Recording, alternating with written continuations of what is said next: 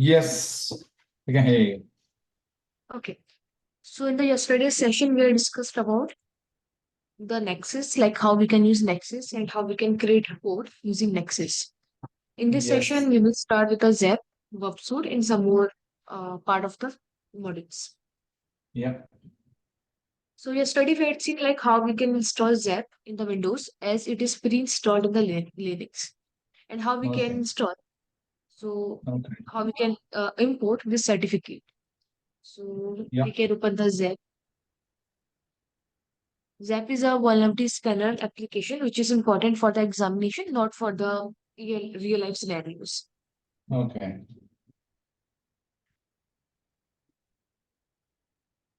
But Nexus, on the other hand, it is important for the like for the real life scenarios, and also you can use it in the enterprise level for finding the Mhm. vulnerabilities in the application, in the websites, and in the servers.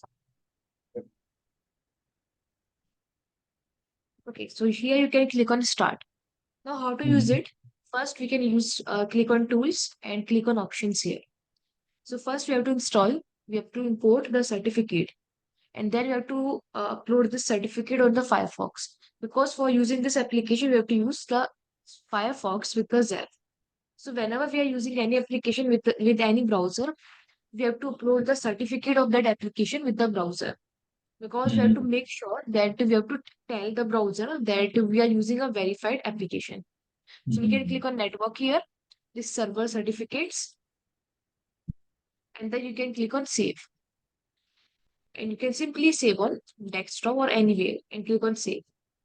After saving, you can open the Firefox or any browser. You can also use Chrome, but Chrome is like a bit complex. So Firefox is fine for any like if you want to hack anything or if you want to use any application. So you can install Firefox as well. Click on settings, manage more settings here, and here you can search for certificates. Click on view certificates, click on authorities, and click on import. And then select your certificate, open. Okay, and then you will get an option, and there you have to tick on two boxes, which is trust this certification. So you have to tick on two boxes and then click on OK. And then click on OK. So now we can use this ZAP with the Firefox. And then we have to set the proxies. So before setting proxy, we can open the website which we want to install. Sorry, which we want to scan. So here, let me first Mhm. open the website which we want to scan. Let's say I want to scan this website, test PHP 1 Okay, so now then we can open the settings. And in the settings, you can click on manual proxy configuration. And then we can apply this proxy, which is same for everyone, which is 127.0.0.1, which is a localhost proxy. And then port number is 8080. And then you have to take this option, which is like also use this proxy for HTTPS and click on OK. Mhm. Okay, now here,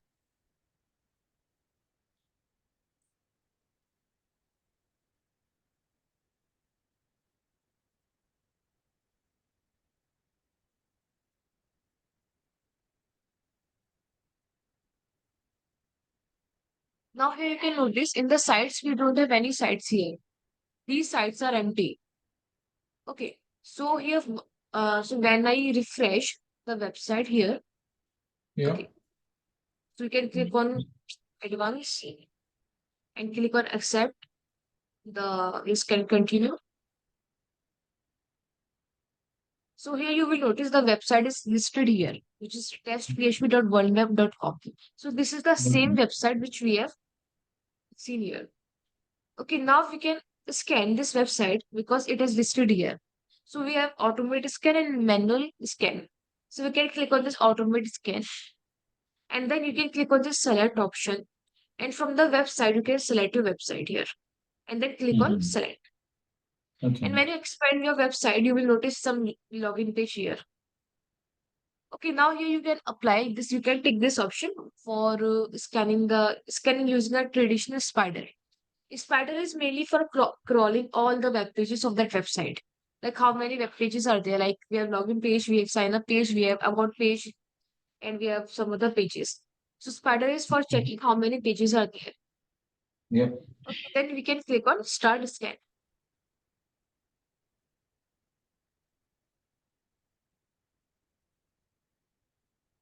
See, so here we have this spider here. So spider is mainly for crawling all the web pages of the website. For example, in this website, we have these web pages: worldweb.com, robots.txt, sitemap, login PHP, Aquintics website, which is an external website. You can see it is an out of source website. But Okay. Aquintics website is linked to this website. This but it is like an out of source website.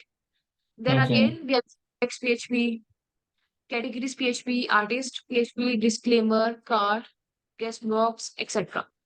So these are the web pages of the website. So Spider is mainly for crawling how many web pages are there and listed all those web pages. Some web pages are out of scope, which is outside of the website, and some which pages are within the website. Okay. Then here you can notice request like get and post request. And then here you can notice Ajax Spider. Now, Ajax Spider is mainly for crawling first your web pages and secondly for finding which web page is vulnerable to which vulnerability. Okay. Okay. Yep. And here you can click on this plus option and click on this active scan. After Ajax Spider, the active scan will start. Active scan is like the main scan where your Zap, which is this application, check for the vulnerability. Here again, Okay. Ajax Spider is scanning all the web pages. Plus, it is scanning some more options like this if the web page is valid or not, if web page is accessible or not, the reason, the size, and so on. Okay, but the Okay. active scan will mainly scan for the vulnerability, if your website contains some vulnerabilities or not. Okay. After this active scan, we have one more option of alerts here. In the alerts option, you will find that how many vulnerabilities are there in your target website. For example, you can see flags here. In the bottom pin, you can see flags here. In the flags, we have blue flag, yellow flag, flag, and red flag. Blue flag is Yep. for information, yellow flag is for low vulnerability, orange flag is for medium vulnerability, and red flag is for critical or high level of vulnerabilities. So here you can Okay. see some of the vulnerabilities listed here. Some of them are blue, some of them are yellow, and some of them are orange. So these are the vulnerabilities of the Zap. And when it's bad, for example, Okay.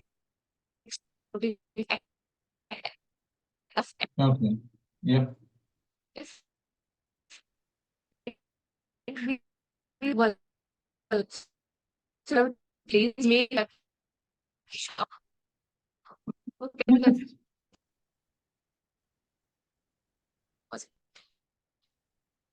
So your sound is cutting out.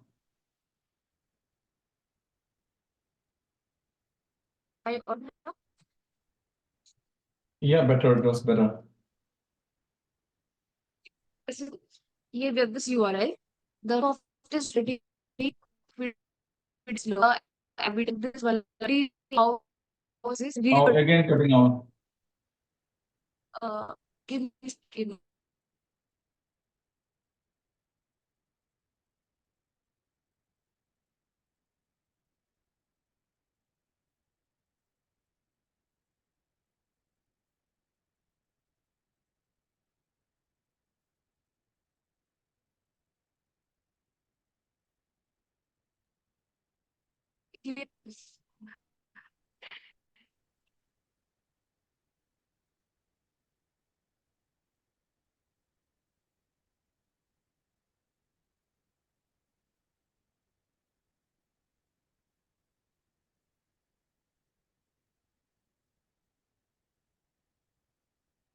Is it clear now?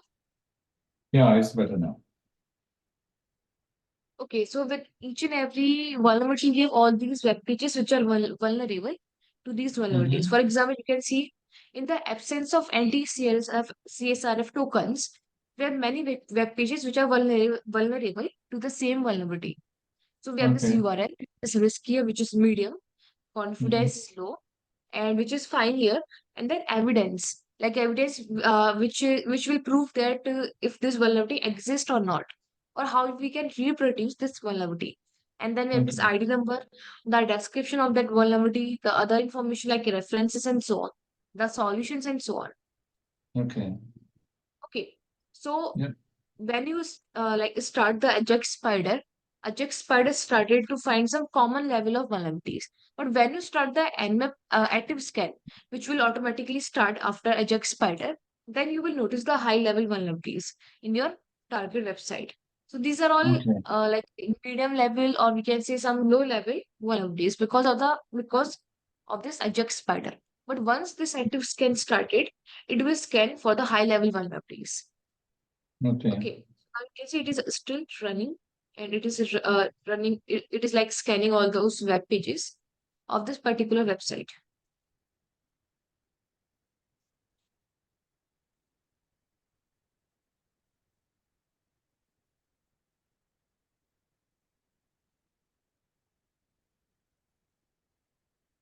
Even you can notice crawled URL, which is 1980, 19, and so on. So it is crawling. And then we have this history panel here where you can see the history of your scans. Okay. And then these are the important tabs here: alerts, spider, Ajax spider, and active scan. Spider is mainly for scanning all the web pages. Ajax spider is mainly scanning for the web pages as well as some common level of vulnerabilities like medium or low level. Active scan is mainly for finding the high level vulnerabilities with each and every web page. Okay, for example, if we have 5 web pages and we have listed some 5 common, or we can say high level of vulnerabilities, let's say SQL injection or any other vulnerability, then we will scan 5 web pages, like with each and every web page, we will scan 5 vulnerabilities, which means we will apply 5 into 5, 25 number of, we will scan or we will send 25 number of requests to that website. Okay, so this is how this Zap is working. It is sending the request to the website, and it is like scanning each and every vulnerabilities. For example, you can see active scan. Now the active scan has been started. Here you will notice a Mhm. monitor sign here. Okay, this monitor sign.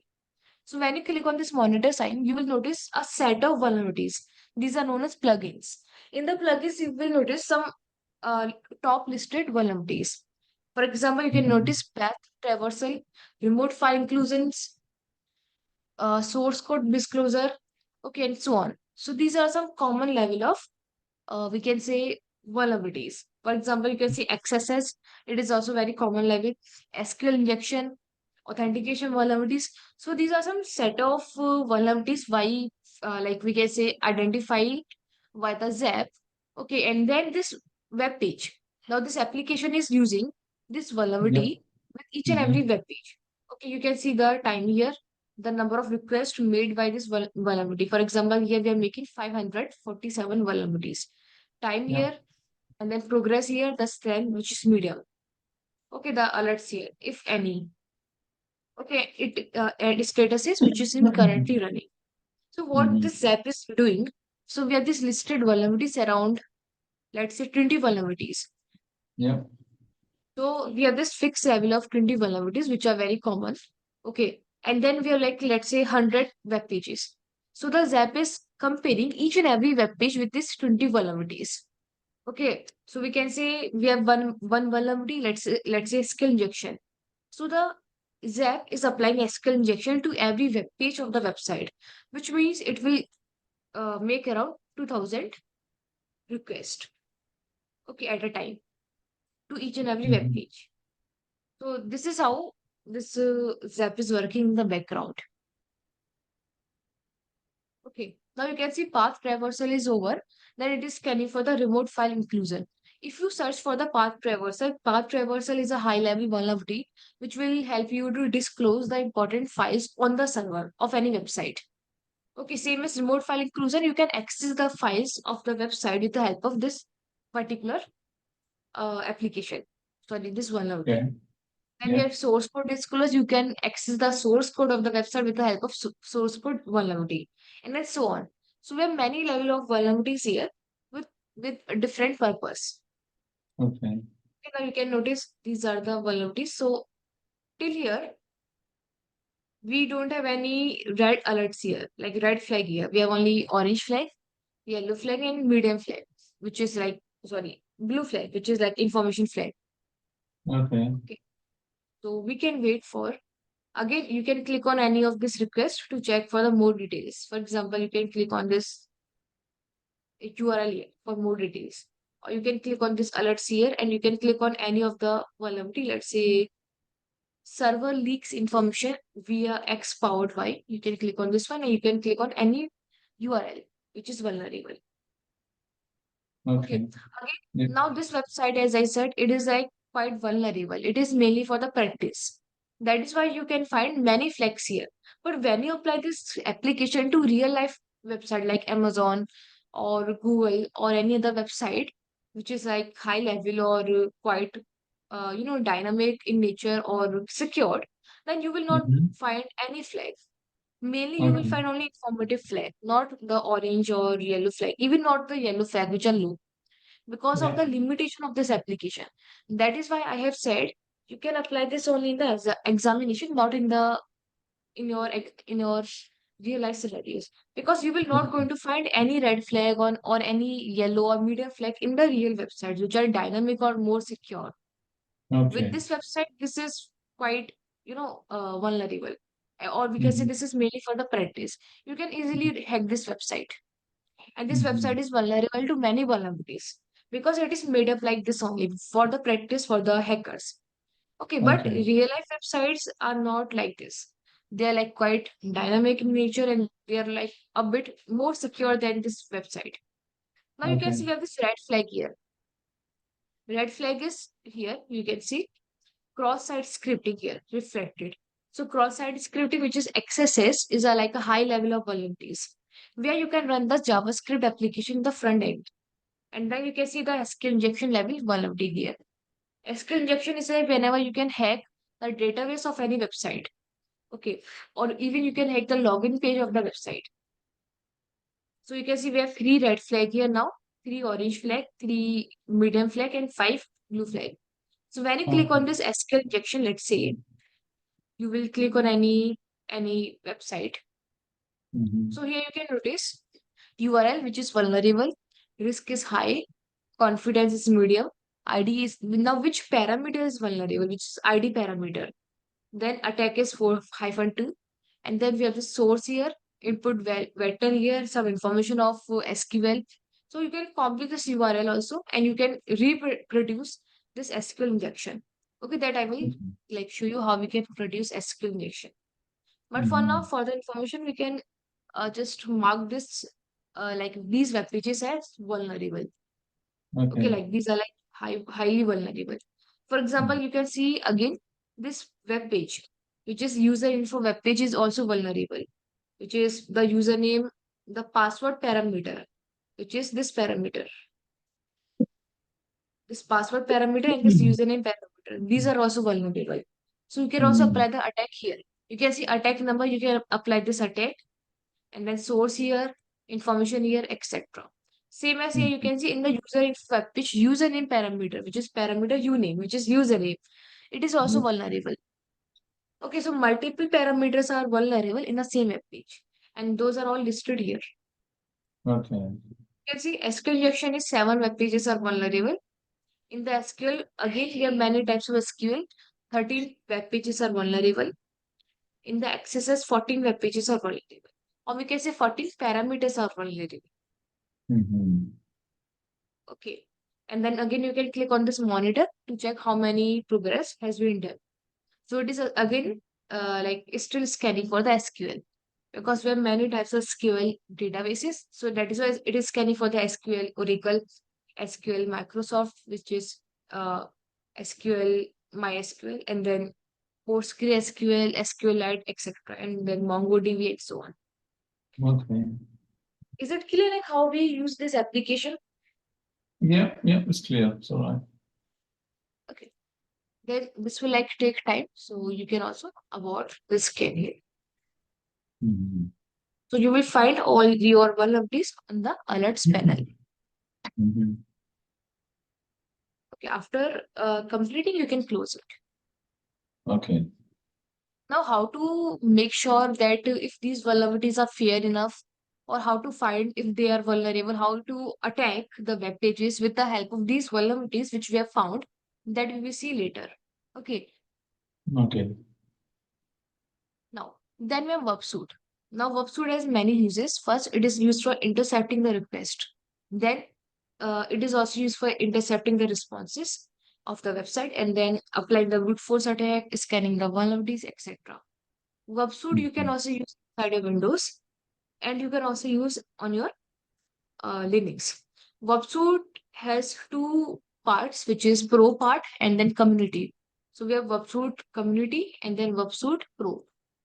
So in the Linux, WebSuite Community is pre-installed, but WebSuite Pro is not free to use. But WebSuite Pro is more advanced and more flexible, or we can say more useful than WebSuite Community. So I will Mhm. provide WebSuite Pro for free in the video sessions. Like, okay, I will show you how you can crack it by yourself. So we Okay. will see it. But for now, we will use WebSuite Community here. You can also use WebSuite Community in the Windows, but it is of no use. So we will use Okay. WebSuite Community in the Linux only, which is pre-installed. And later on, we will see how we can install WebSuite Pro in the Linux. Mhm.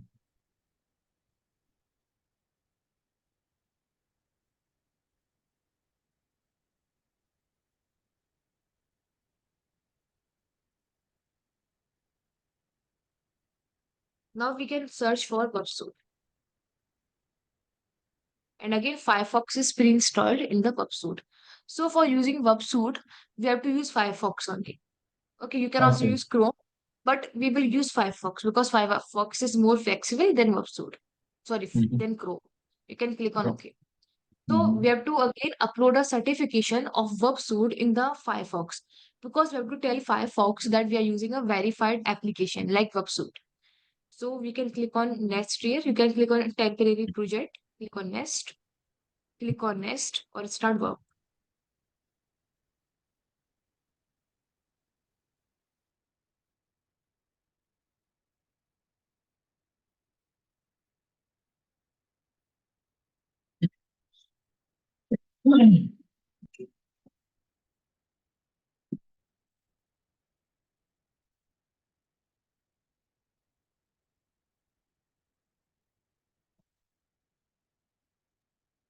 So this is the interface of WebSuite.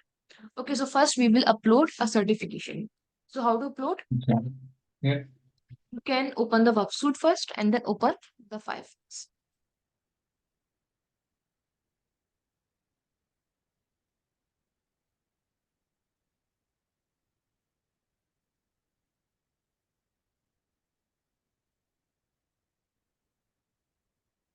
Okay, in the Firefox, open the settings.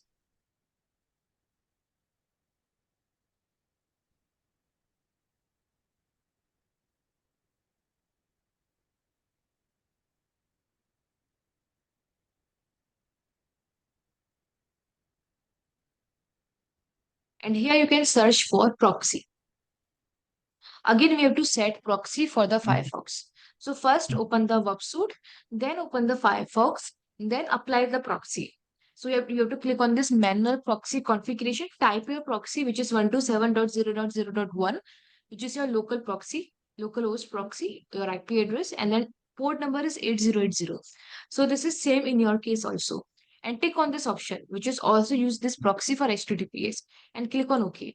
After setting up the proxy, you have to open a new tab here and type here http colon slash slash websuite. Okay, like this.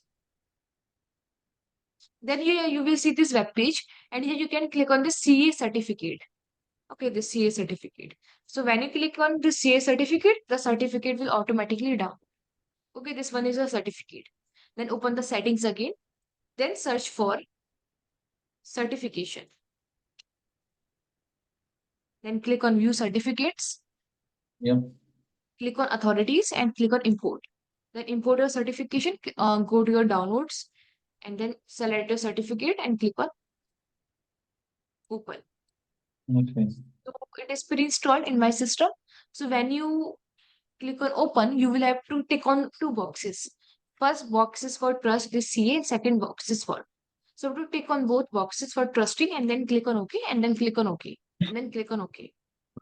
Okay, so this is how you can upload the certification. Without uploading certification, you will not go able to use Firefox with the websuite. Okay. Okay. Now, Yep. after the certification uploaded, you can simply use it. Now, how we can use this websuite? See, this is the dashboard of a websuite. In this dashboard, the main panel we will going to use is proxy here, intruder here, repeater here. Okay, now what is proxy or what is the working of this websuite? Like how this websuite is working or how do we use how do we like going to use this websuite? See, Yep. basically we will going to have this is let's say my machine. Okay, my Windows machine. Inside my Windows machine, I am using the Firefox, my browser, and then I am using my websuite here. And then let's say there's some server here. Let's say here we have this Amazon server. Now in my Firefox, I have applied a proxy, which is 127.0.0.1. So this is the proxy I have applied here. Okay. Okay, with port number Yeah. 8080. And this is my websuite. Now my websuite is running, my Firefox is running, and the proxy is this one. So why I am applied this proxy? Let's say I want to search for any website. Let's say I am searching for Amazon.com. Now here I'm sending a request to Amazon.com. So I have applied this proxy because I want my websuite to sit in the middle of my browser and my external internet or my any internet or any server. For example, Amazon. Let's say I'm making a request to Amazon.com. So first my request will forward to websuite. And then from the websuite it will forward to the Amazon server. So this is my request. Same goes with the response. Whenever I'm receiving the response from the Amazon website, first I will receive on my websuite and then from websuite to the Firefox browser. So this is how it is working. Basically, simply what we are doing, let's say if you are searching for any Amazon website or any website, it will directly move to the Amazon server. Okay, like from the router and from other connections, other nodes to the Amazon server. And then same as with the response. Or whenever you are enabling this proxy and whenever you are opening any websuite or even Zap, your request first move or forward to that application, which is websuite in our case or Zap in our case. And then from this application, from the software, your request move to the Amazon. Yeah. So what is the purpose of doing this? What is the purpose of making this websuite sitting in middle of Firefox or Amazon server? So basically, whenever we are making any request to any website, the request comes with many other parts. Okay. For example, if you're making a request, so let me show you. Yeah. Let's say you are making the request to any website, let's say Amazon.com. And here, let's say you have to click on this interceptor is on. You have to click on this, turn on this interceptor. It is important. And when you click on enter here, you will notice your request has been intercepted here in a while.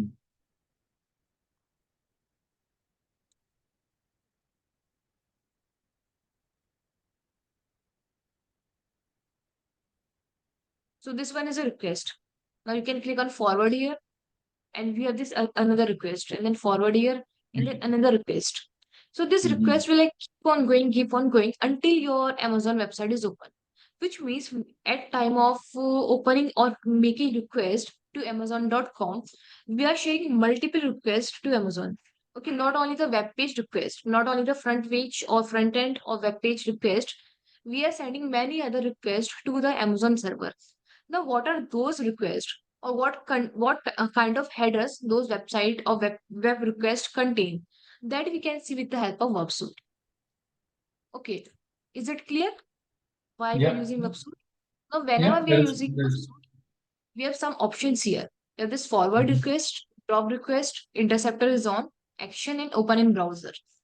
And then yeah. here you can see the request as well here on this IP address. So this IP address is of Amazon IP, port number is 443, and Amazon domain here. Now, Okay. whenever you are making again the request, this is my Firefox, this is my websuite. So when you are forwarding any request to your websuite, we have multiple options.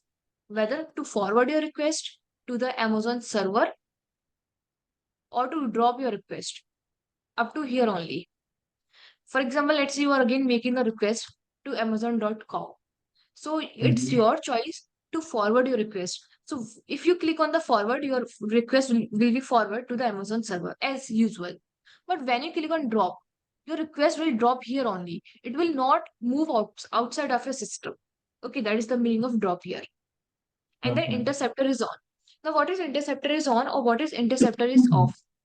So when your interceptor is on, you can able to intercept, which is you can able to capture the request.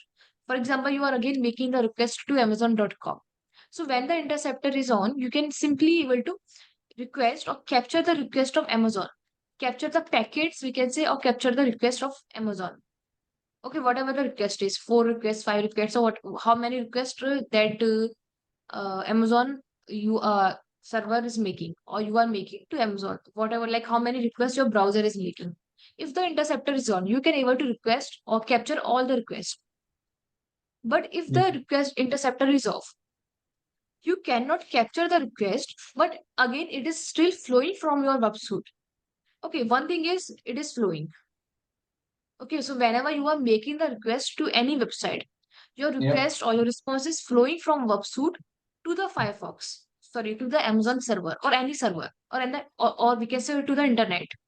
But when the interceptor is off, your request is simply flowing without capturing. But when the interceptor is on, you can able to capture it. That is the difference. For example, now here we have this request here, the whole request. In this request, you can notice where this get header here, host here, user agent here, your Firefox switches, accept here, language here, or other headers here. Okay, other like parameters and their values. So whenever we are making a request to any website, a lot of thing is happening. Okay, so whenever if you want to hack any website, you want to find any vulnerability or you want to find any bug. So you have to notice on the request, you have to notice on the backend, not on the front end part. Front end is quite secure. Like front end is like, for example, you search for any website. If I turn off the interceptor, now see interceptor is off. So now we can simply able to open the Amazon. Amazon.com.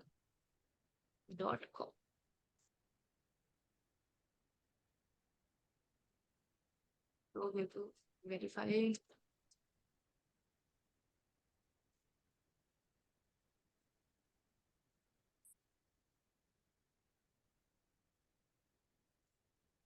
Okay, so this is my request. So this is my web page. So let's say you want to find bug on the Amazon website. So now you will not going to find the bug on this web page because this web page is quite secure because this is the main web page of your Amazon, right? This is quite secure. So you will not going to find any bug here, but you are not sure what is going in the background. So we have to find what is going on in the background. So in that case, you can turn on your interceptor and then refresh your request.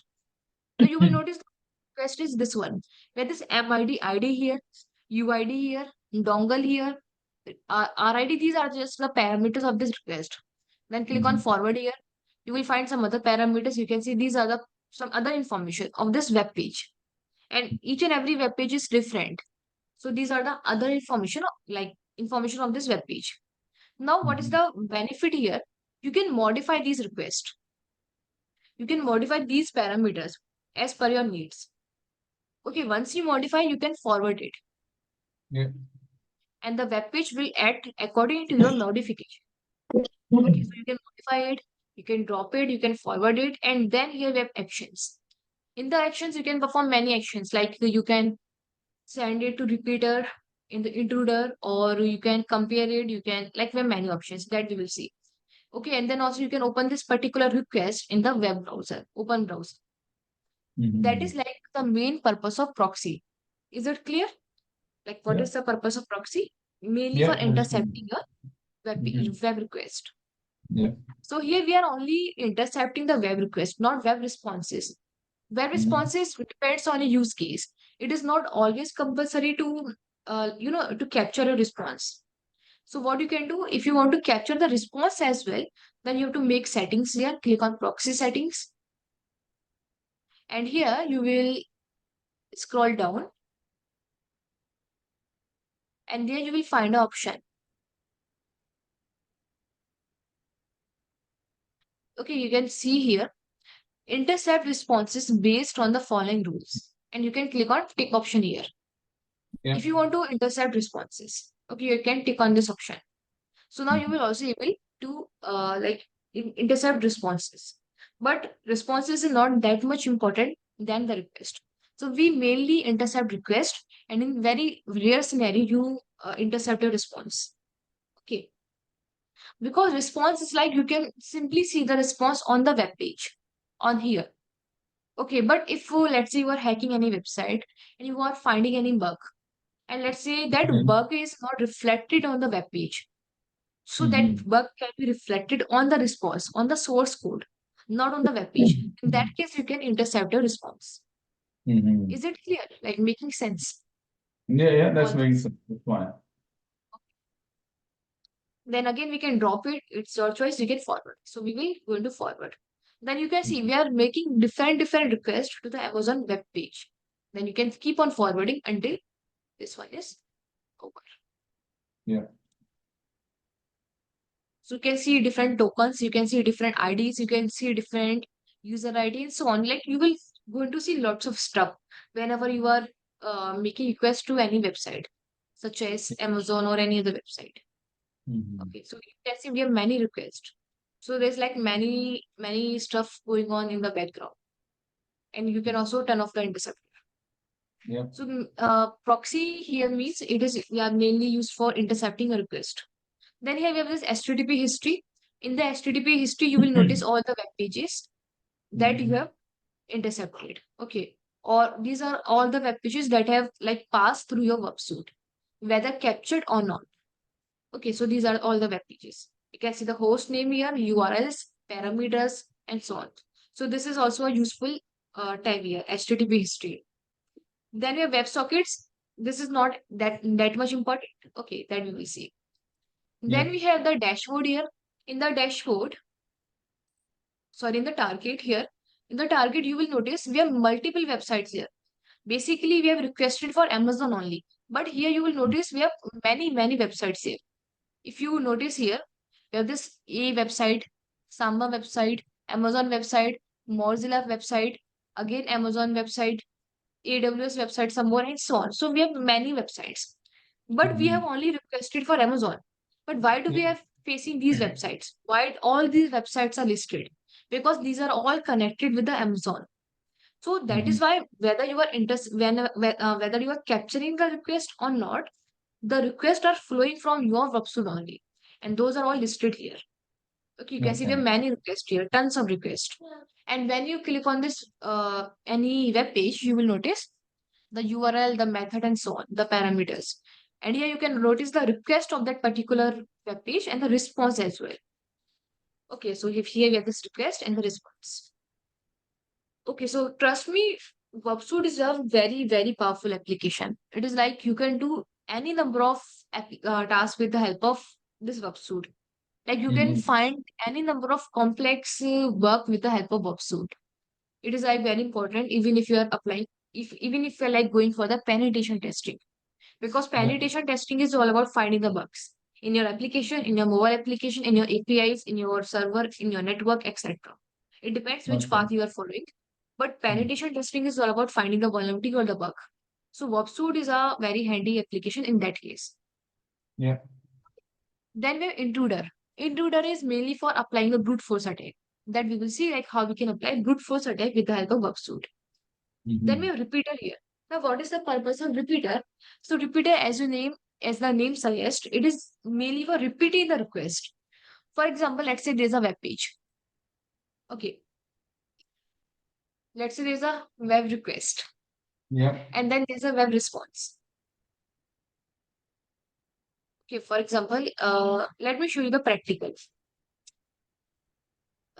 let's say we have this website here, test PHP. Mm-hmm. Okay, now where my interceptor is off.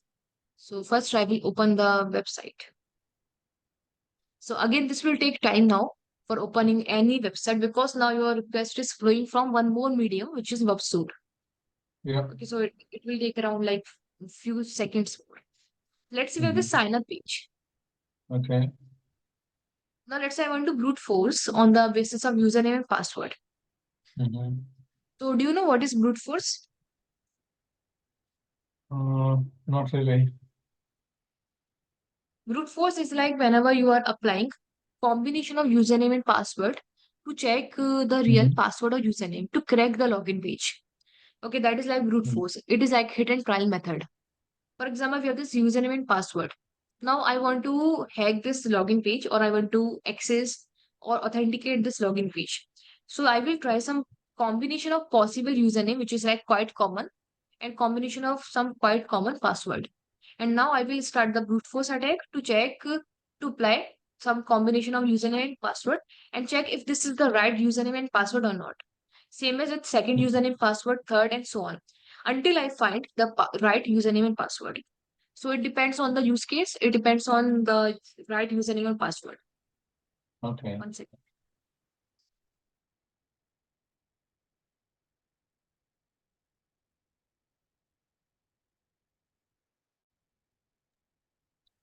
Okay. So that is brute force. So we will going to apply the brute force here. So for applying the brute force, we need a word list. What is word list? Word list is like a combination of your username and password. It depends on where Okay. you are applying the brute force on both username and password, or only on the password, or only on the username. Okay, Mm-hmm. we mainly apply on the password only because we, in the most of the scenario, we know the username, but we are not aware about password. Okay, Okay. give me a second. Yeah.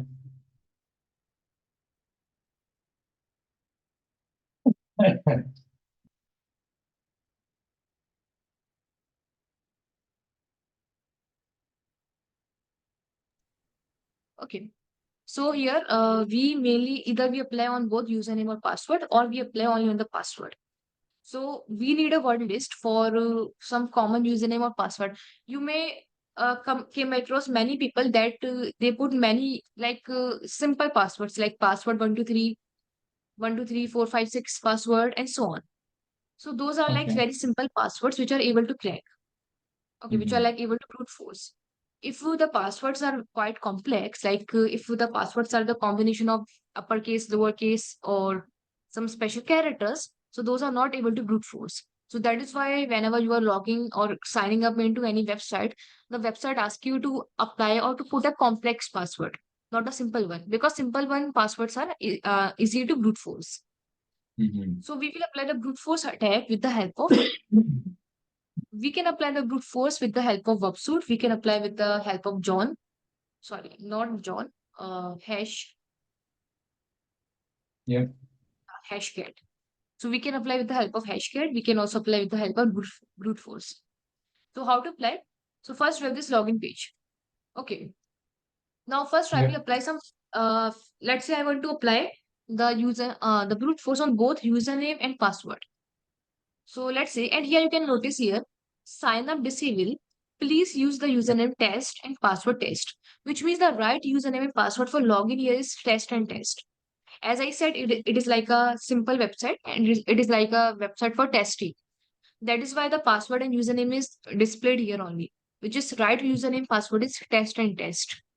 Okay, but Mm-hmm. let's assume that we are not aware about the right username and password. So Yeah. we can apply anything here. Let's say username is admin here and password is 12345. Let's say. Mm. Now before login, I will start or I will turn on my interceptor and then I will click on login. Okay. Now you can see the request has been intercepted.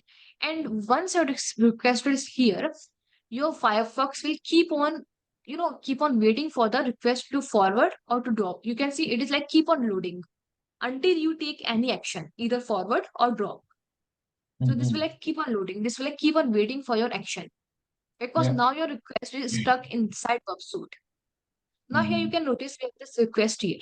In this request, we have this post request, post here, user agent, accept, some other for information, and then you can see username, admin here, password 12345. Now make a point here that this website is working on HTTP. HTTP is like a unencrypted channel, right? The Yeah. username, the password, or whatever you request you are making, those are all unencrypted. But if your website is HTTPS protected, like HTTPS or SSL certificate protected, then your request here, like your username, your password, and your some tokens, those are all encrypted there. In Yeah. that case, you cannot do anything. Okay, Mhm. you can decrypt the encrypted form there. Okay, it depends on the security level of that SSL certificate. Okay, that we will Okay. see. Mhm. So here you can see we have this username admin here and then password 123456 here. Okay, Mhm. now what you can do, you can change your password here. Yeah. 777. You can also change username here. But Mhm. this will take time. Like you are going to apply, let's say 10 username and 10 password here. So if you apply one by one, this will take forever. So that is why we will Okay. apply a more automatic way of brute forcing or applying multiple username and password. So in that case, you can click on action and click on send to intruder here. Mhm. Okay. And click on interceptor is off. Turn off this interceptor. Okay. So this username and password is wrong. So nothing will happen here. But in the intruder, you have your request. This request. Now here, I will going to apply the brute force on both username and password. So how to apply? So, okay. So here you can notice carefully here. Let's say I want to apply the brute force on username first. So I will highlight my username, which is admin here, Yeah. and click on add here. Same as I will highlight my password here and click on add here. So these are the parameters I want to apply the brute force. Username, which Mhm. is admin, and password. So only highlight those parameter or those part which you want to apply the brute force. Okay, which is Yeah. admin in my case and password is 777. So you have to Mhm. highlight. How to highlight? You can select and click on add here. Okay, let me show you again. You can highlight your admin, your value here, only value. Okay, no other Okay. character. And click on add Yeah. here. And then password. And this will only in sequence because first we will brute force the username and then password. So this will Okay. be in then here you can see the attack type. Here sniper. Sniper Mhm. is when you are attacking only on one parameter, let's say password. But here we are attacking on both parameters, username and password. So that is why you Okay. will select cluster bomb here. Cluster bomb is whenever you are applying the attack on both parameters. Okay. And Yeah. then you have to click on payloads tab here. In the Mhm. payloads, you have to apply a word list here. As I said, word list is important because brute force is all about applying some list of username and then password to check if this is the right username or not. If this is not, then other one until we find the right username or password. So it is like hidden trial method. And again, it Mhm. is like a hidden trial method. We have no like we have like a 50% of success rate. If the password is simple, then we will find that in the in the word list. If the password or username is complex, then we will not Mhm. going to find in that word list. So it is like a Yeah. 50-50 chances of the success rate. Yep. Okay. Now Mhm. from here we can take a word list.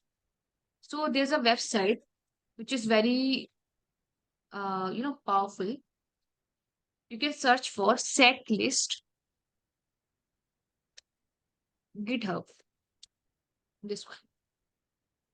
Seclist GitHub is a very powerful repository where you will find the word list for every possible means.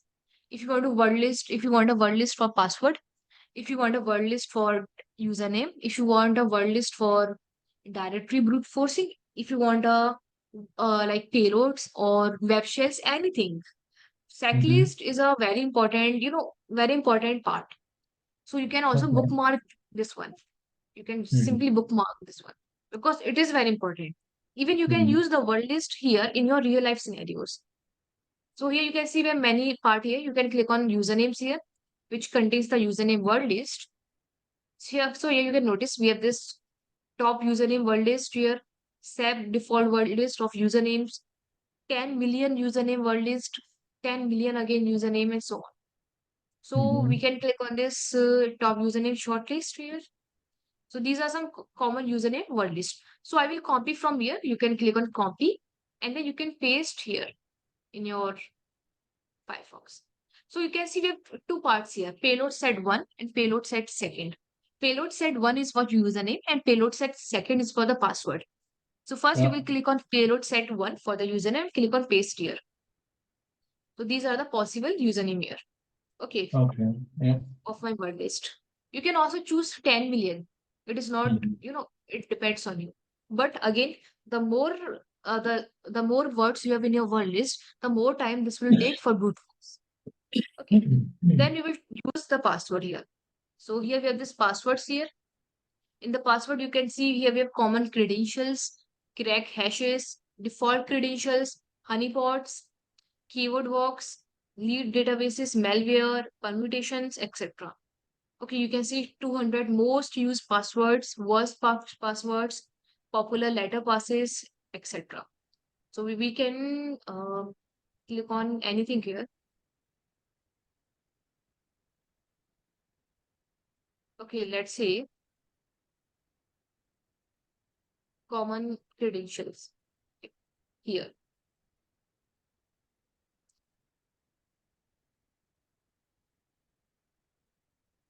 So we have this common credentials where we can select some 20 common passwords. Okay, top passwords shortlist here. So here you can see these are some 20, some common shortlist passwords.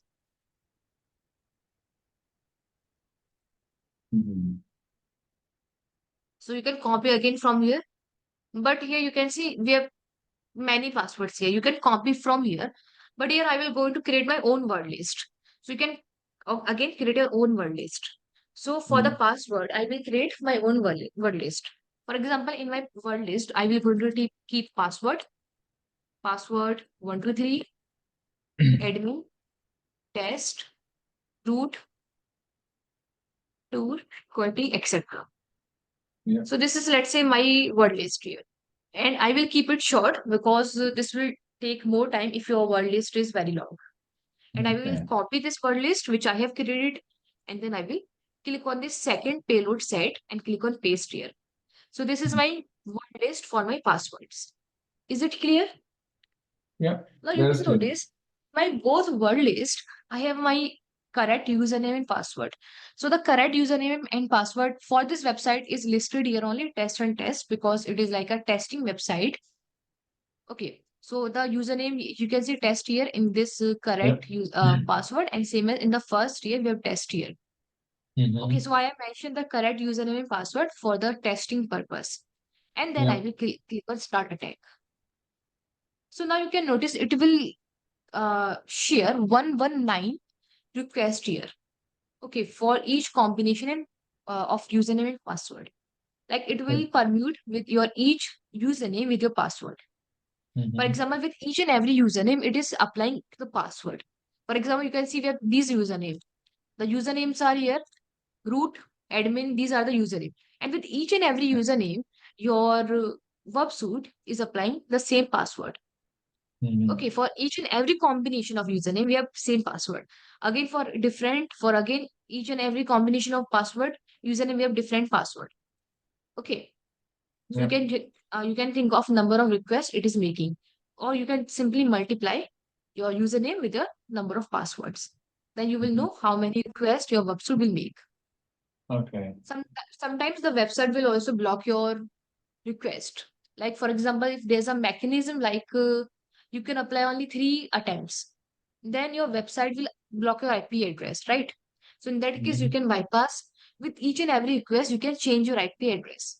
So this is like you can bypass that mechanism. Okay. That we will see the later sessions.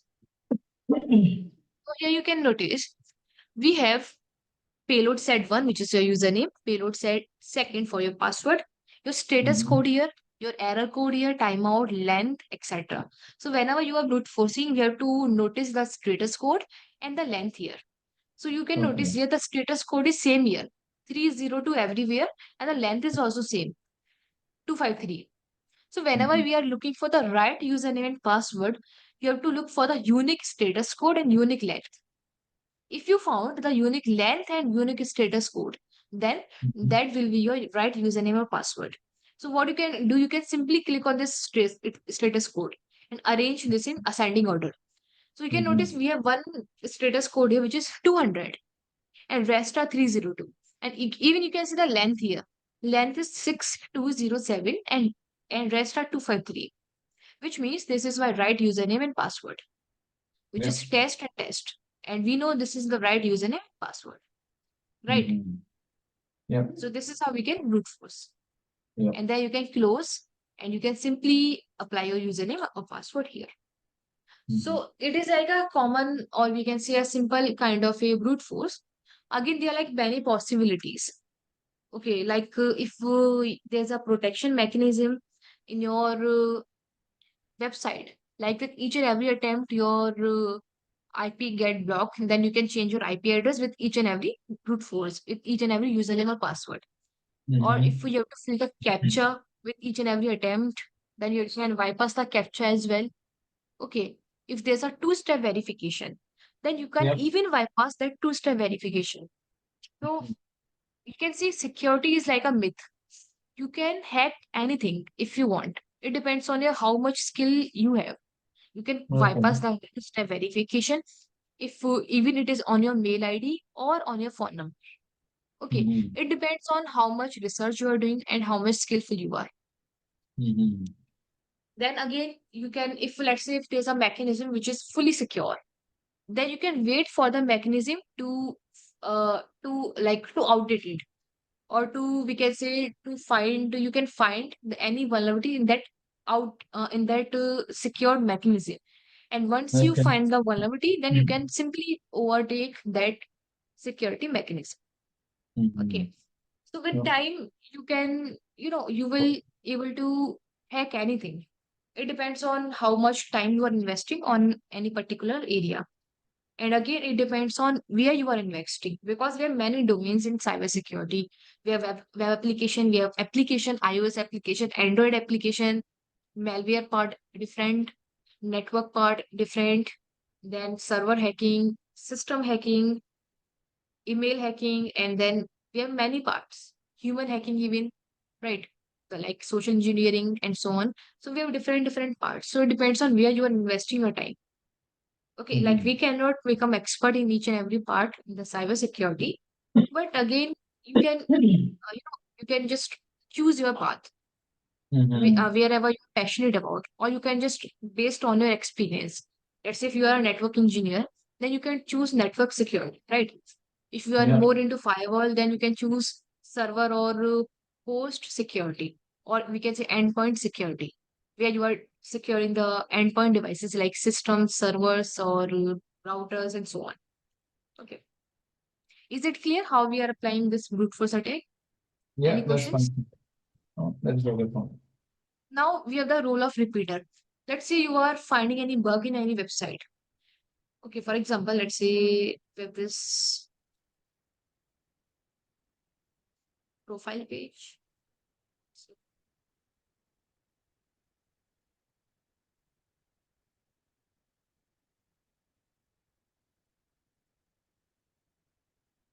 Okay, let's say we have this card page here. We are not allowed browse artist. Let's say we have this page here. And if I turn on my interceptor, and then I will refresh this page again to capture the request. And then I can click on action and send to repeater. And then forward, then interceptor is off. I can turn off the interceptor. Then in the repeater, let's say you are finding any bug. And whenever you are finding any bug, you have to keep on making the changes in that particular request. Okay, again, it is a kind of a, you have to keep on changing the request to check the response. If you can think of it, let's say you are making changes and you are noticing the response. If you are making changes, like let's say any change which is affecting the response, then we can say there's something different than the original request or original headers. So we have to keep on checking the request. We have to keep on making the changes in the request. We have to keep on noticing the response. So every time you are making the request, it is not possible to keep on opening the browser and keep on checking. That is why I repeater here. We have a request here, we have the response here. You can keep on checking the request and response in this window only. For example, if I make any change here and then I can send here, then I can notice the response here. Okay, if I found something different in the response, then I can say there's something a bug here, or there's something different behavior of this request. Right? You can also click on this render page. Render will show you the web page of that website here only. So it is not always compulsory to visit your browser. Just keep on like opening or closing a browser. Okay, so you can do this here. That is like the main purpose of repeater. Is it clear? Yeah, that is clear.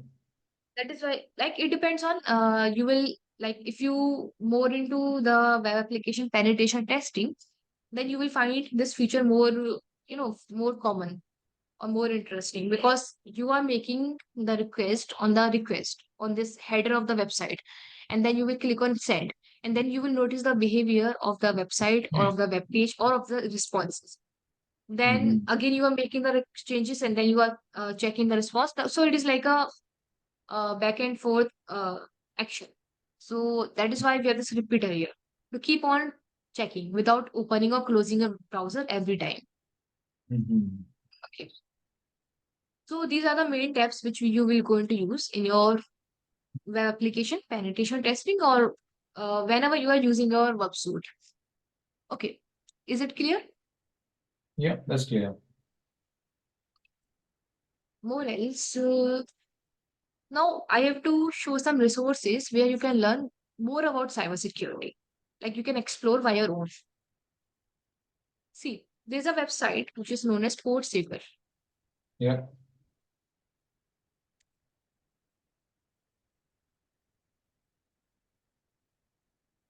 So FortSaver is a website, and FortSaver is like a company which have developed WebSuite. Okay, so WebSuite belongs to this FortSaver company.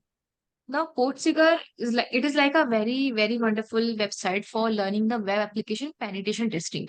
Not fully, but it is good for the beginners if you want to get started. Okay, so you can log in here. You can click on Academy, and it is for free, totally for free. Okay, Yeah. and even you can think of it is free, but the content of this website are premium ones. You can think of you are getting all the free resources and the quality contents are there. You can click on the learning path here. When you click on learning path, you will notice web application academy learning path.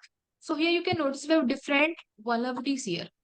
So we have this like front end vulnerabilities like API testing, how you can apply API testing, SQL injection attacks, CSRF attacks, XSS, and so on. So we have many path here. Okay, I think these are all not fully. You can click on view all topics here.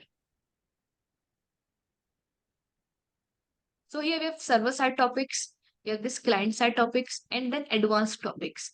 And with each and every topic, you will find numerous labs, 80 labs here. You have to just log in here and everything is for free. Okay, and again, I'm not promoting this website. I'm not getting anything from this website. It is like I want to share this resources personally, because I feel like you should know about it. If you have any interest in website penetration, then you can go for this website. And again, I'm saying it is only for the beginners or for the intermediate. Once you get advanced, you can, use any other resources, or you can practice on the real life websites or the projects. Okay. So here you can Yeah. notice we have SQL injection. So it will tell you what is SQL injection with the figures, with the diagrams, and then types of SQL. And it will tell you everything in very, very detail. Okay, not just the upper part of SQL, like all the part of SQL, like how many type of SQL we have, and etc. Okay, like Yeah. the theory part is like a bit complex to understand. Okay, but if you do some research, you can able to understand. And then again, here you can see we have labs here. Some labs are like for the experts, some labs are for the beginners. Then here, this will tell you what's the purpose of labs, how you can like what you have to find or how you have to solve, and also the solution. So it is a theoretical solution, and then we have community solution where they have provided video for solving, like how you can solve this labs. So you can log in here, you can access the lab, and then you can start solving. Even you don't need any virtual machine for solving. Now this one website is PortSeeker. PortSeeker is a company which made this websuit. So every time when you solve this lab, they will promote websuit for purchasing the pro version that you can fully ignore, because you can also do the work with the community version. Okay, and apart from purchasing pro version, we will see how we can crack it. So there's no need of purchasing. Also, you can also get certified here if you want for the for the websuit certified, which is also not compulsory. Okay. Again, you have to. There's no need of purchasing anything from this port seeker. Everything is for free. Okay. Is it clear? Then second Yeah, that's website good. tell is Try Hack Me. Try Hack Me is a website. Now it is not free. Some parts of this website is free and some part is paid. Again, it's your choice whether you want to pay or not. It's up to you. I'm not saying that just pay for it or whatever. You can explore it. Okay, as for your knowledge. The more you will explore, the more you will research, the more you will gain knowledge. So here you will notice we have many labs here. You can click on learn here first. So we are learning here and then practice here. And again, we have some tournament here. So here you can notice in the learning path, you have many paths here. You have this Yeah, introduction to cybersecurity, junior penetration, pre-security, SOC level, red teaming, blue teaming, so on. We have many paths here. Offensive security. Again, this is only for the beginners, not for the advanced users. If you are advanced user, you cannot, rely on this resource. For example, let's say we have click on this introduction to cybersecurity. This is all theoretical one. So you will notice how you can complete this path. So you can notice the introduction part and the sessions here. You can click on the session, first session, second, like these are like chapters. Then you can start solving the question and answers. Like you can read theoretical part here and then you can answer the questions. So I have to log yeah. in here, create your ID here. What's Again, it is not compulsory to purchase. So you can notice Mhm. some contents here are free to use, like some contents, and some are paid. And with each and every content or module you will complete, you will get a certification here. And again, the certification has no value in the market. These are just for motivating the users. These have no market values. Okay. So you can ignore the certification part again. But it is like good to explore with this learning path. You will also notice there are many modules, like for example, if you want to learn metasploit, you want to learn any certain application, like you can see websuit here, Windows fundamentals, forensics, privilege acceleration, shell privileges, vulnerability research, and etc., Linux fundamentals, and so on. So it is again for the beginners, not for the advanced user. So you can click on any path and you can start learning. Again, I said part is for free and some part is like for paid. If you click on this worksuite here, you will notice how you can use worksuite. It will tell you each and every part of worksuite, like the repeater, the intruder, the other modules, the extensions, and so on. So when you click on the intruder, it is paid here, and so on. So it depends on it's your choice. You can purchase or not. I think the price is around uh $10 maybe per month. Yeah. $10. Okay. So it's not, compulsory to purchase. It's your choice. If you want to learn, you can purchase. Otherwise, you can fully ignore it. In this way, practice also. In the practice, you will get many labs. Okay, many labs here. So you can Mhm. solve the labs also. Okay, that I will tell you how you can solve the labs. Is it clear? Try it with. Yeah, yeah, that's clear to me. That's fine. Third platform, we have this one, Hack the Box. Hack the Box is a platform for advanced users. Okay. Mhm. Box will, again, it is not free. It is free for some labs. Box will provide you, you can apply for the tournaments here for the hackathons. You can like compete here for solving the multiple labs. So Hack the Box is for the advanced users. Okay, but you can bookmark here. You can solve many labs here for free also, and many labs are paid here. Okay. If you are preparing for the OSCP or any higher level of certification, then Hack the Box is fine. You can take premium also. But again, if you are a beginner or intermediate, you can fully ignore it. Okay, you can Yeah. bookmark it. It is a good resource for learning, for solving the labs. Then you can create your ID here and you can start exploring here. Then here we have one more resource, which is OneHub. OneHub is a free resource. It is like totally free. In the OneHub, you will get many labs here for free. Every lab is free here. And you can see we have like more than 500 labs. For example, if you search for any lab, let's say Qpatrick's. Okay, like here you can see we have Qpatrick's level 1, 2, 3, 4, 5, 6. 6 level even. So if you want to solve any lab, you can solve it. You can download, you can install, you can open in your virtual machine, you can start solving. It is like for practicing your skills. Okay, so I recommend you that whenever you learn something, let's say you have learned the Windows hacking, then try to solve Windows machine here. If you learn how to hack a Qpatrick's, try to solve other levels of Qpatrick's. If you try to solve one machine in each week, you will become expert in 6 months. Okay, because whenever you are solving the machine, you will finding a different approach for hacking a machine. Whether it is a Windows machine, you can take it, you can take a Linux machine, you can take a Windows server or Linux server, any machine you can take. You can start from the beginning, like from the easy machine, and then you can move to typical machines. And you can Yeah. find walkthroughs, videos, sessions on how you can solve this machine if you stuck somewhere else. Okay, Yeah. is it clear? Yeah, that is clear. Okay, and more else, if you want to, there's one more resource that Yeah. is like a game. I will ping you that game. That is game for the hackers only. Means in that game you will have to create your account, and in that game you will get a simulation. Like you will get multiple labs there, and that those labs are all real life labs. Okay, and they're like all the hackers from the all over the globe, and they are all competing with each other. Like you Mhm. can hack their server, they can hack your machine, like your obviously your simulation, your virtual server.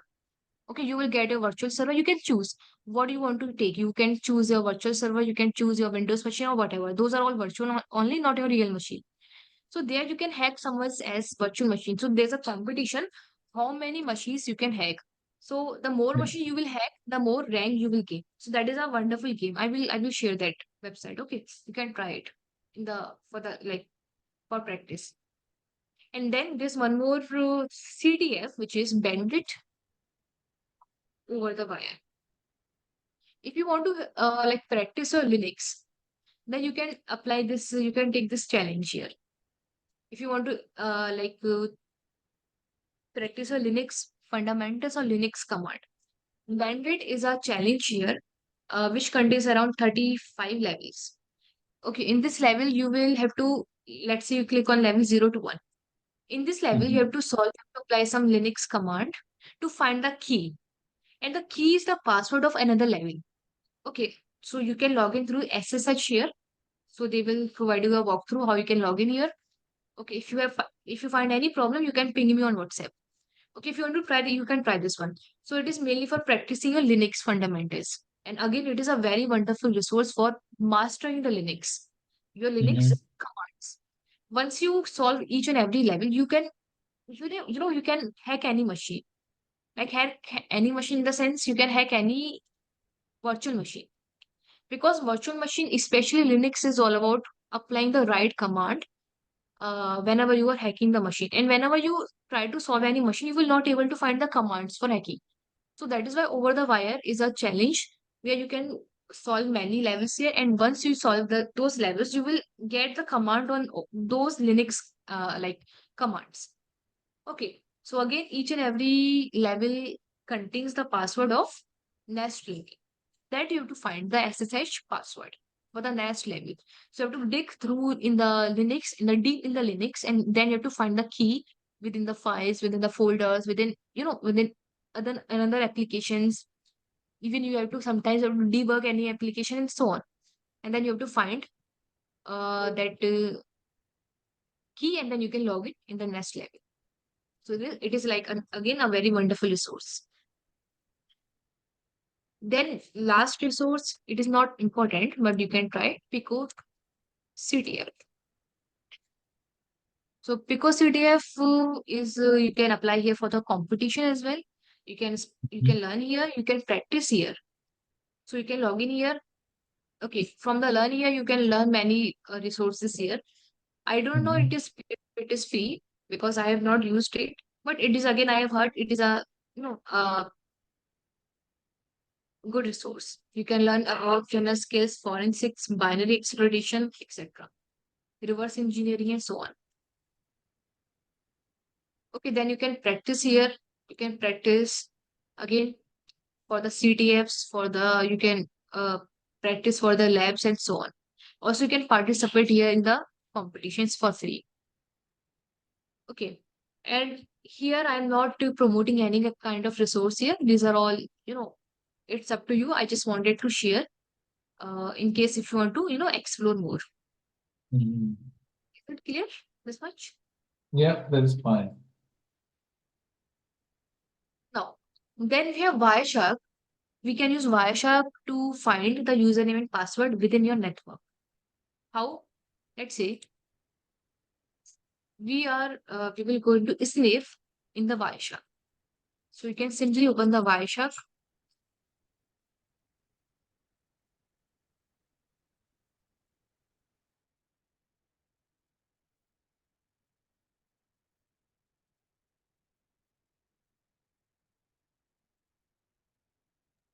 See, once you exit from the website, you can open the Firefox and click on the proxy and just reset your settings there. You can search for the proxy, because if you not reset the proxy, you will not able to browse the internet. So you have to click on this use system proxy settings and click on OK. Mhm. Okay, now how we can sniff for the username and password Mhm. Wireshark. See, let's say we have this website.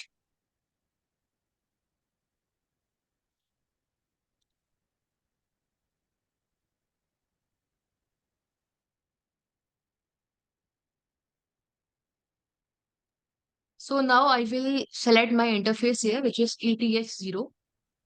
Yep. Okay, now these are the packets being captured, which is coming to and from my interface. And second, the multicast and the broadcast packets. Okay, now let's say I click on the sign up page. And here I apply for the username and password. Yep. Let's say admin here, and password is 1, 2, 3, 4, 5, let's say, and click on login.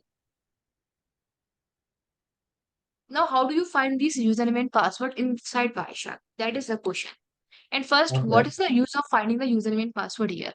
We are finding the username and password which is coming, which is in my network, which is like coming to and from my network, from my Yep. system.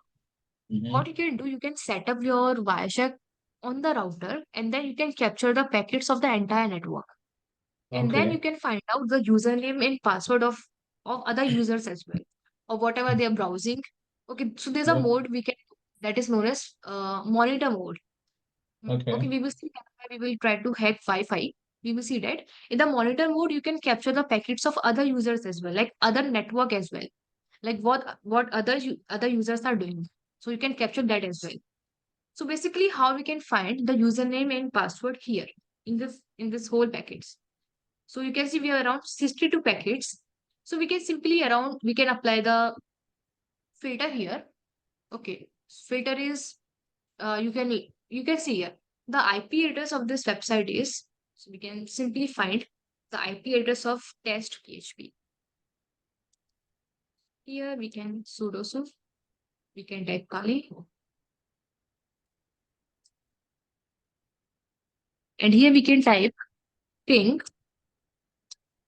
test php dot worldweb.com.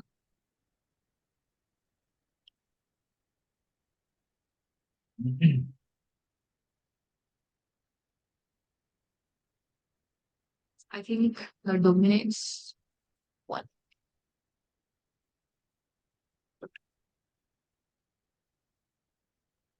Okay, so IP address is 44.228.2493. So we can simply copy this IP address, Control Shift C for copy. And then in the Wireshark, we can apply a filter because we have lots of packet here. So we can simply apply a filter. Let's say IP.addr equal, and then we can paste our IP address and then enter. So now here we have these packets, the request and response packets from this website. Okay, now you can arrange these in ascending order, which they are in. Now you can notice here some packets, which is we have ACK packet here, we have this HTTP packet here, we have this user info packet. So here you can notice this post request, okay, which is contains user info.php.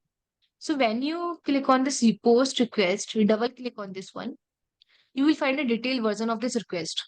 Okay, you can find some other information like IP layer, some TCP layer here. Okay, the source code, destination code, other information. HTTP layer information here, where you find the host, user agent, and some other information. And here you will find in the HTTP form URL the username and password, which is username is admin here and password is also whatever is the password. Now this is working because this website is on HTTP. What if the website is using HTTPS? In that case, what we can do, we can decrypt the HTTP traffic with the help of some sort of keys. Okay. Like let's say you have all the encrypted traffic of HTTPS. So how you can find the traffic? How you can understand the traffic? Because those are all encrypted. So in that case, you can use Wireshark to decrypt the HTTPS traffic. And then you can start simply finding the packets. Okay, this one is on the HTTP. That is why it is quite simple to find username and password. But if the website is using HTTPS, then it is like you have to decrypt the traffic of HTTPS first, and then you can able to find whatever you are looking for. Is it clear? Yeah, that's fine. So this is how you can snip through using Wireshark, or you can find username or password. Oh, okay. Yeah. Then apart from Wireshark, we have one more application which is quite useful. That is OmniPeak. You can search for OmniPeak download. You can click on this website, which is Live Action Network Protocol Analyzer OmniPeak.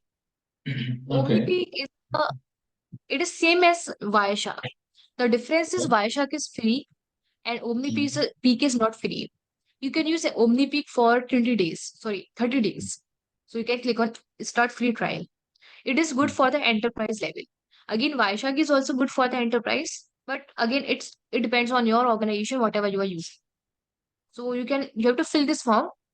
So let's say let's fill this form.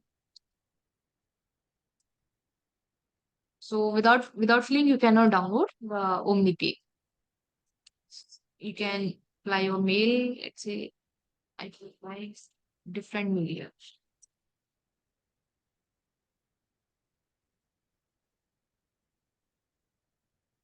You can also use this temp mail if you want to you if you don't want to use an office mail. You copy this one and then here paste your mail.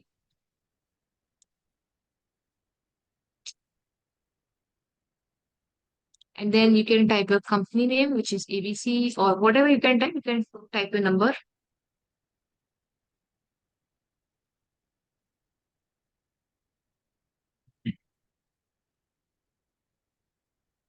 Okay, trial purpose for personal project. You can mention your city here. Sorry, country, let's say India. And then start my trial.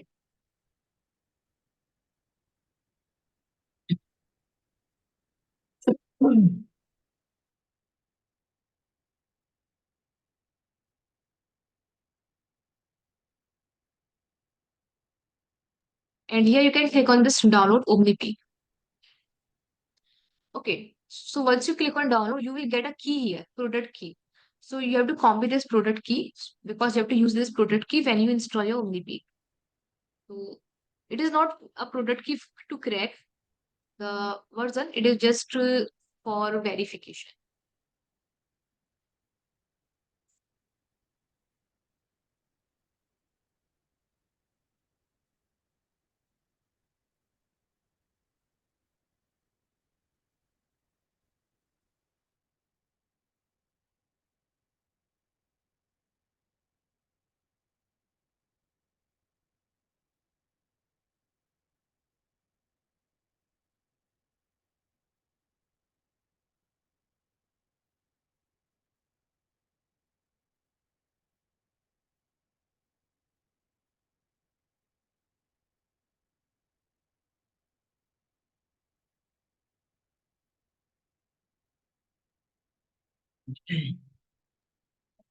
So you can click on next, automatic next, and here you can mention the same information ABC. You can mention the same mail and your product key. So Yeah. my mail was what? And you can paste here. And then next.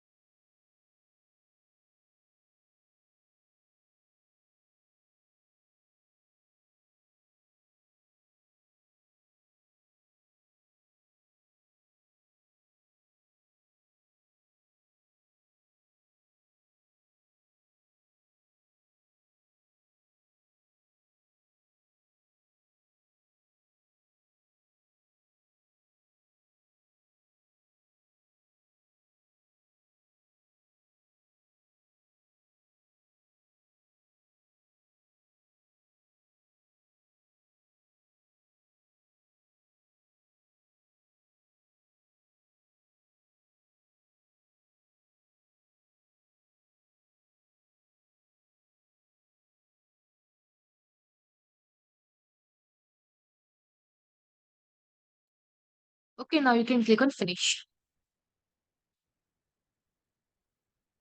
So I click as OmniP. Okay. Give some error infos.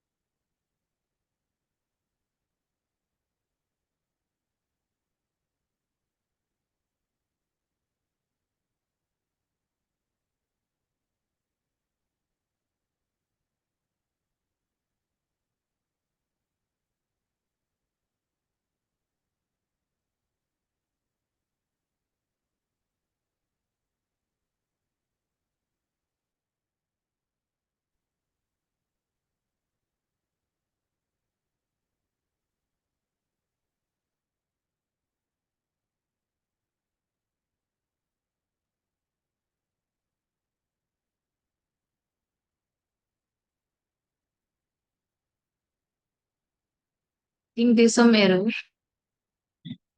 Okay. Let me check.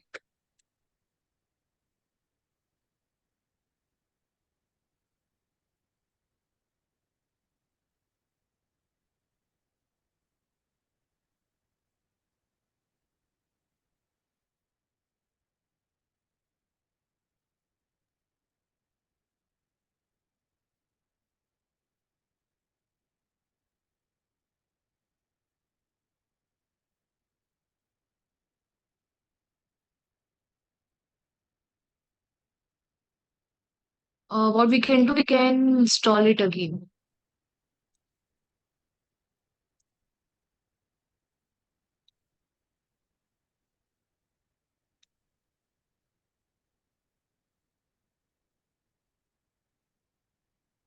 I think it is installed. No.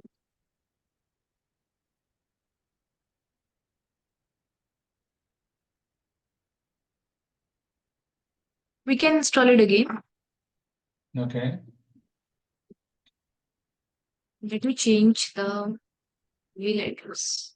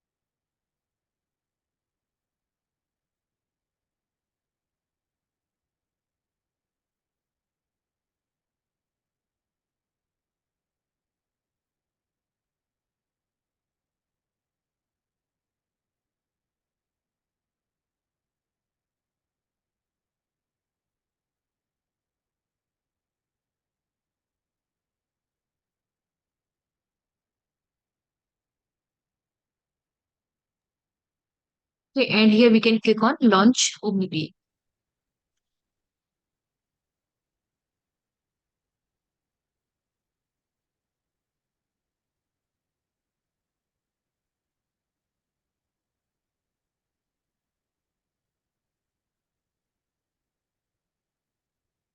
Okay, so this is the interface of OmniPeak, and it is same as Wireshark only, but in a more, flexible way.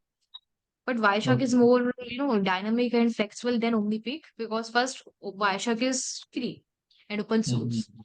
And Yeah. but with the help of OmniPeak, we can also create a report.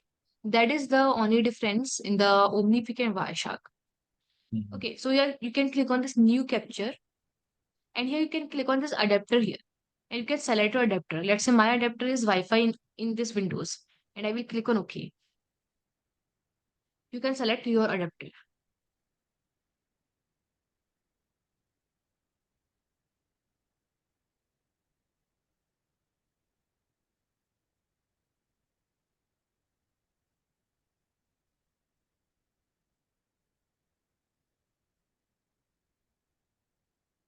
Okay, so currently we have no data, so you can click on Start Capture.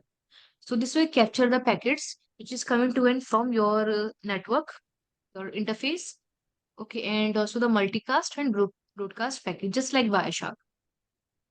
You can click on Start Capture.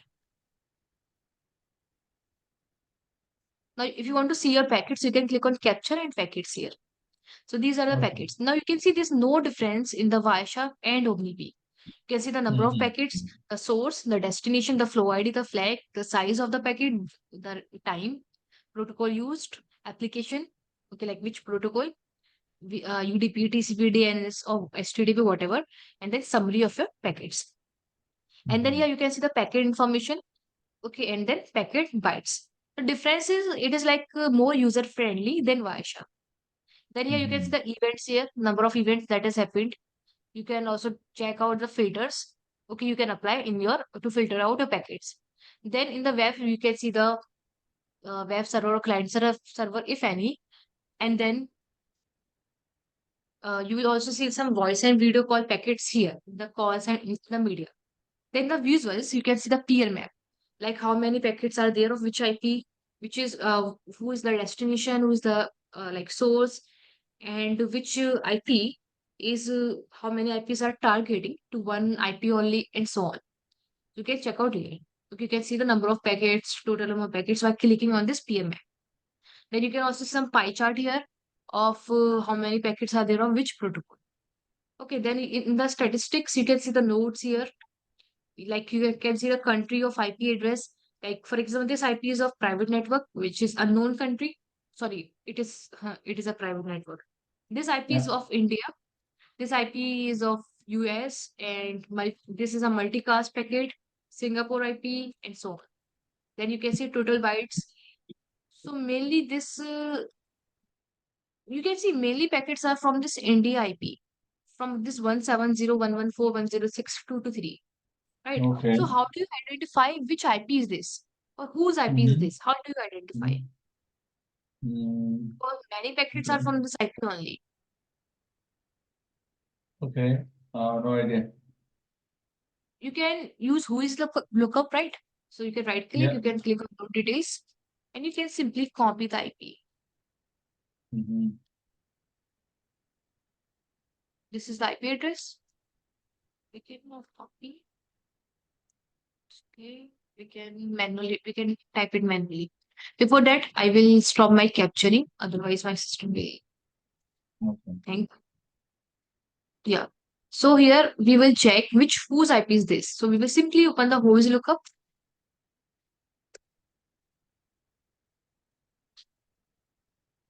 and we will click on this first URL, and we can just mention the IP 170. I think that is Zoom IP Mhm. 114.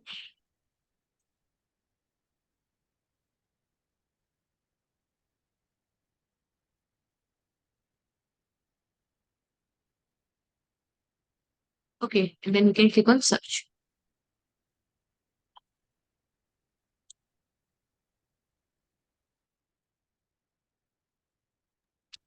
Okay, as I said, it is a Zoom IP because we are on the Zoom Okay. video call.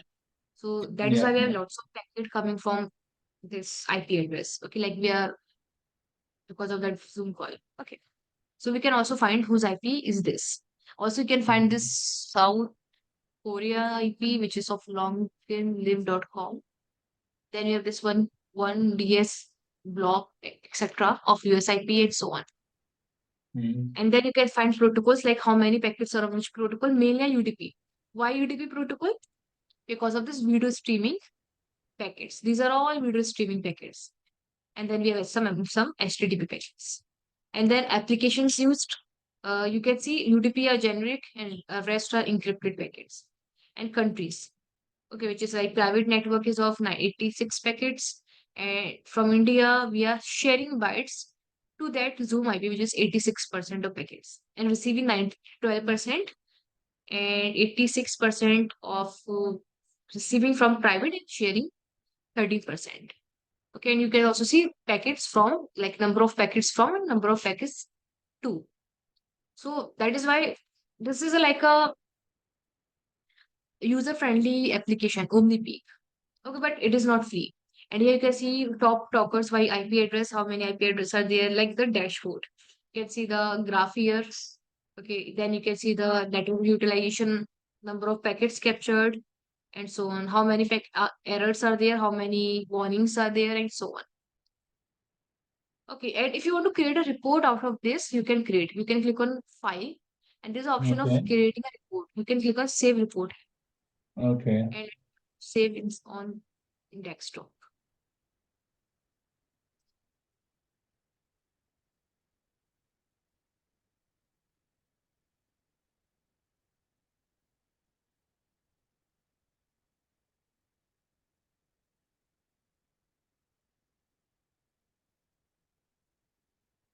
That's a new volume. I just want to save in new volume A or Yeah. new volume B. And then you can mention the report name, which is, let's say, report underscore one. And then click on save. Yeah. Okay, directory. It is asking for a directory. Save. Mm.